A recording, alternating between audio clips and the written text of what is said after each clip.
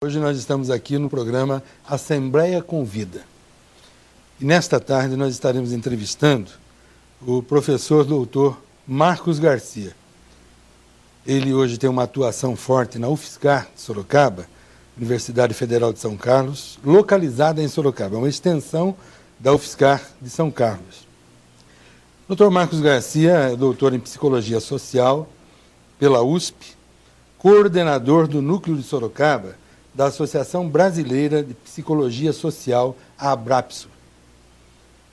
É coordenador também do Grupo Flamas, que é o Fórum pela Luta Antimanicomial da cidade de Sorocaba. Não somente a cidade, mas toda a região de Sorocaba hoje, na realidade, se tornou, com o passar do tempo, um grande polo dos hospitais psiquiátricos. É isso, doutor Marcos? Isso. E este, me parece, é um dos maiores polos existentes no estado de São Paulo, se não do Brasil. No Brasil. No exatamente. Brasil. Isso. Então, o doutor Marcos vem aí liderando uma luta, nesse fórum antimanicomial, não é verdade? Isso. Porque no passado, segundo as informações, inclusive o doutor Marcos relacionou num compêndio que ele escreveu, desde o século retrasado, ou seja, final do século XIX para o início do século XX, começaram a ser criadas na região de Sorocaba e na cidade de Sorocaba unidades psiquiátricas e que, inclusive, pelo que eu pude ler, de tudo que o senhor escreveu, eram, inclusive, uma válvula de escape para as cadeias existentes na época. Ou seja, sim, muitos presos, inclusive, eram transferidos das cadeias para os hospitais psiquiátricos. Não é verdade? Exato, exato. E ali eles eram encarcerados. Na realidade, os hospitais psiquiátricos, àquela época, já se caracterizavam como verdadeiros presídios, inclusive, ou cadeias públicas. Eu gostaria que o senhor falasse um pouquinho do objetivo da Flamas, né? Esse fórum pela luta antimanicomial, e quais as finalidades hoje, se pudesse contar um pouco da história do surgimento desse grande polo em Sorocaba, em toda a região, dos manicômios, dos hospitais psiquiátricos, e que se caracterizou um dos maiores, se não o maior polo do Brasil. Bem, antes de mais nada, obrigado, deputado, por essa oportunidade de estar falando um pouco para a população.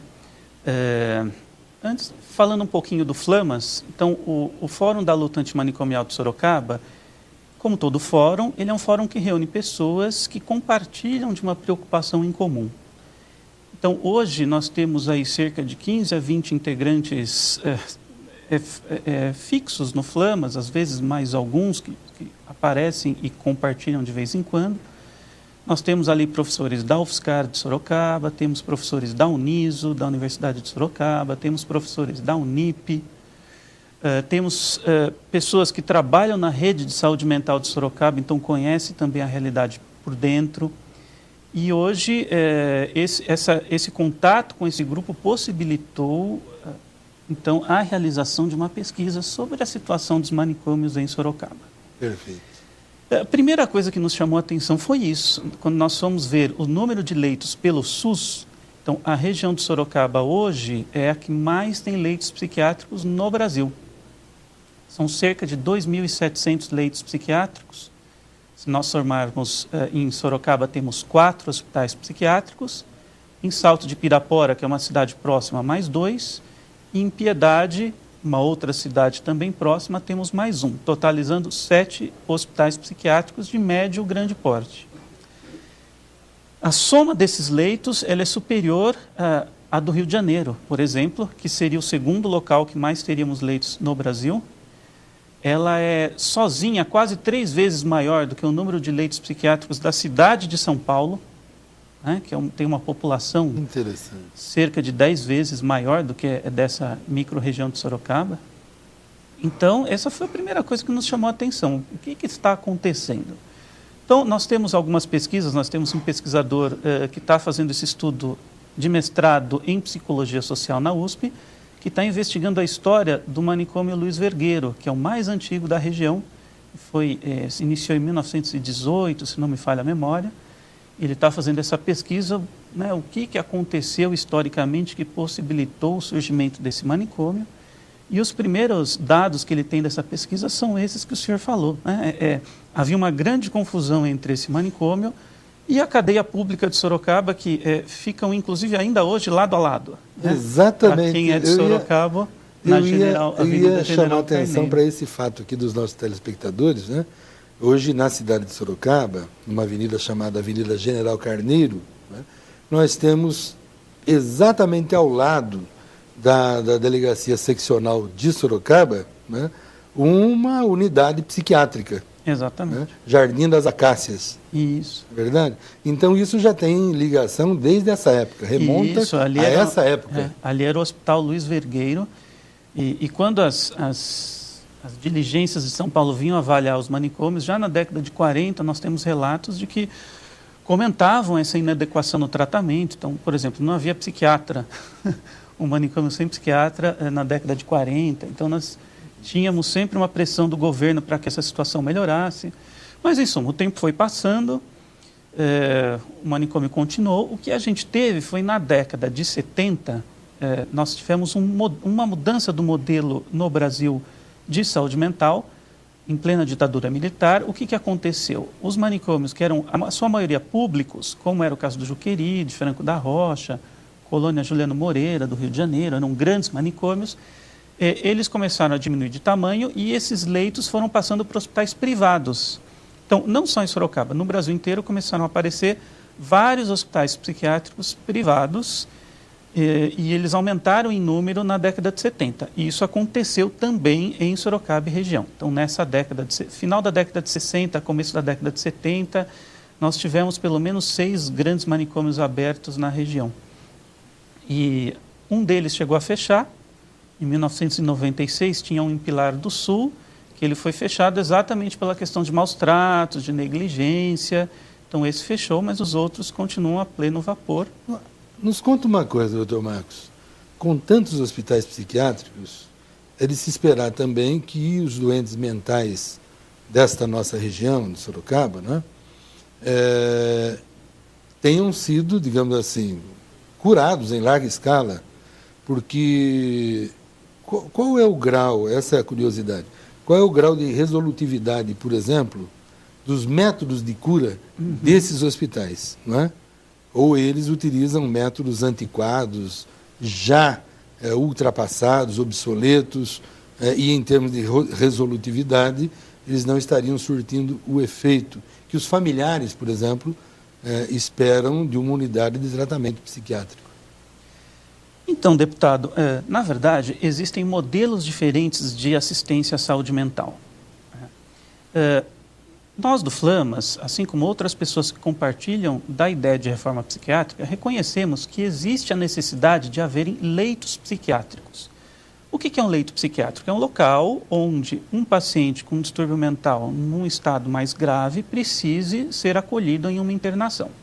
Isso ocorre em situações, por exemplo, em pacientes com intensa autoagressividade, ou seja, um paciente que ele pode vir a cometer suicídio, pacientes que num surto podem ter uma ação de heteroagressividade, então, por exemplo, podem machucar alguém ou eventualmente matar alguém.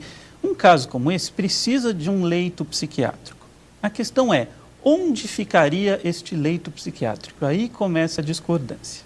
Historicamente, esses leitos psiquiátricos ficaram nos manicômios ou hospitais psiquiátricos, que é um local isolado, ele fica fora da civilização, vamos dizer assim, né? Ele fica separado da sociedade. É um isolamento. É um isolamento. Inclusive, se o senhor prestar atenção, a maior parte dos hospitais psiquiátricos, eles ficam fora da cidade mesmo. É verdade. Então, há essa ideia, vamos criar um espaço separado para tratá-los. Essa é uma ideia.